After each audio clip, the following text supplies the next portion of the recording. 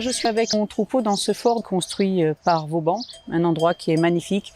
Au fil des saisons, il n'est jamais le même. C'est un endroit qui est très beau mais qui est très rude aussi. Ici, il y a parfois de l'eau puisque nous sommes en bordure d'estuaire et que l'estuaire déborde assez régulièrement en hiver. Donc quand il pleut, je les installe sur les buttes, sur les contreforts du fort pour qu'elles soient en sécurité. Red down, tu gardes. Voilà, donc j'évolue maintenant dans un cadre superbe, mais au départ, j'étais pas bergère. Je suis passionnée du milieu animalier. J'ai toujours eu des chiens chez moi. Je suis issue d'un milieu assez modeste et assez rural. J'avais des chèvres à la maison. On faisait le fromage de chèvre avec ma mère. J'avais des canards. Voilà, j'adorais ça. Et puis au début, j'ai fait des études de secrétariat où je m'ennuyais profondément à l'école. Alors à la fin, ils avaient compris qu'il fallait me foutre la paix. Je dessinais ou j'écrivais des poèmes. Et bien souvent, j'ai eu la chance d'aller faire mes études avec mon chien parce que les profs avaient compris que c'était la seule façon de me tenir sage en classe et j'avais mon chien au pied, donc maintenant je crois que ça serait plus possible. Après ces études de secrétariat qui m'ont absolument pas satisfaite, eh bien au fil des rencontres, j'ai rencontré des bergers et la vocation est venue comme ça. Et j'ai été dans un premier temps bergère au Muy, où j'entretenais avec un troupeau un peu particulier des pare-feux. Du Muy, eh bien, je suis partie pendant une dizaine d'années sur le Larzac, où j'ai été là aussi bergère. Et puis voilà, de fil en aiguille, ensuite la vie a fait que j'ai cessé cette activité de façon professionnelle et qu'aujourd'hui j'ai la chance de pouvoir la poursuivre uniquement par passion. Allez, pousse, pousse. Non, elle n'est pas allée. Qu'est-ce que tu veux là? Gauche pour qu'elle aille sur les ouessants.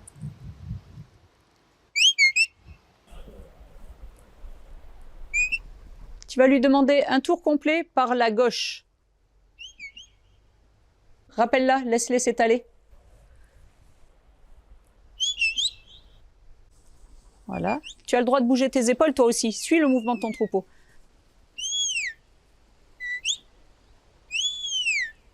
Viens là. On va laisser les brebis un petit moment. Rappelle ta chienne. Allez, viens. J'accueille tout au long de l'année des stagiaires. On prépare différentes choses, notamment les recherches à distance, les séparations de troupeaux qui sont des exercices de très très haut niveau. J'essaye d'évoluer avec l'envie des stagiaires. En fait, il y a des personnes qui sont là simplement pour se faire plaisir, passer un bon moment avec leur chien. Donc c'est d'abord de la découverte du troupeau. Et puis si les personnes le souhaitent, on va un petit peu plus loin et on prépare des exercices spécifiques. Et je suis aussi quelques agriculteurs du secteur qui ont besoin d'un petit coup de main pour avoir des chiens un petit peu plus obéissants, un peu plus précis, parce qu'au début, les gens ne se rendent pas compte de l'utilité qu'un chien peut avoir auprès de brebis, mais quand ils voient la précision que peuvent avoir les chiens, eh bien, ils ont envie d'aller plus loin, parce que utiliser un chien, ça permet de travailler avec beaucoup moins de stress pour les animaux. Quand on a des manipulations à faire, les tondre ou les vermifuger ou les soigner, eh bien, c'est le chien qui va asseoir son autorité sur le troupeau et les animaux qui vont suivre l'homme en confiance. Donc, on essaye de transmettre ça dans la mesure du possible. Allez, allez, allez. Je vais courir au puits en même temps. Toi, tu envoies ta chienne ici. Par contre, il faudra que tu te dépêches. Gauche, allez, allez, allez. Allez, poupette, allez.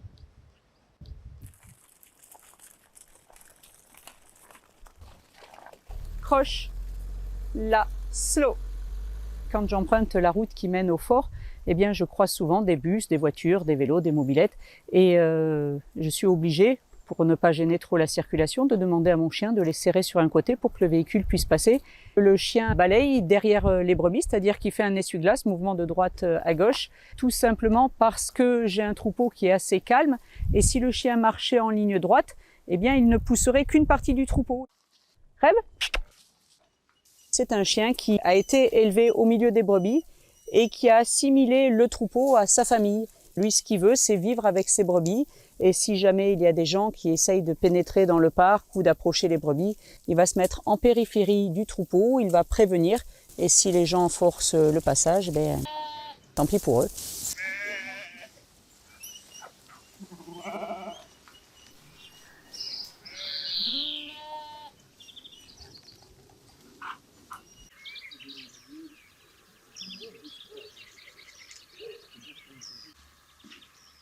Tempo croche, c'est bien. Slow. J'ai choisi de travailler mes chiens chacun avec des termes musicaux. On est libre de choisir comment on a envie de parler à nos chiens. Et pour moi, quelques termes musicaux, ça me sonne à l'oreille de façon douce, tendre et agréable. Tempo, c'est ma douce mélodie, c'est ma partition du bonheur. Voilà pourquoi je lui parle en termes musicaux. Tempo croche, tempo slow, voilà.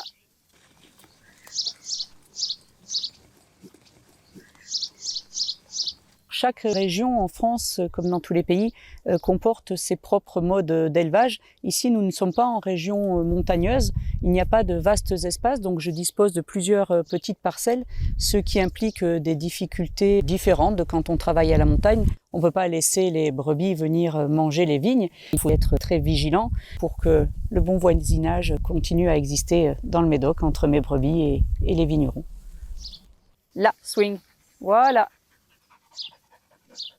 Celui-là, il s'appelle 22 v'là les flics, parce que tout bêtement, il a une étiquette qui finit par 22.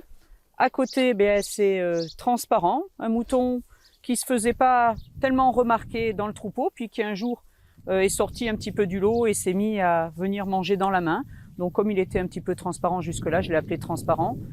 Ça, c'est Tatatoun, c'est la première que j'ai achetée. Alors, il faut savoir qu'un mouton, ça a une durée de vie de 10 ans à peu près. Eh bien, Tatatoun, elle a 15 ans. Elle est toujours là, elle prend sa retraite et elle restera avec nous. Ça, c'est Bibi, parce que c'est un agneau qui a été élevé au biberon, donc il est resté très familier. Et celui-là, c'est Podium, avec son collier bleu. Ils ont tous une histoire, tous un petit nom, plus ou moins familier, mais tous avec leur personnalité. 22.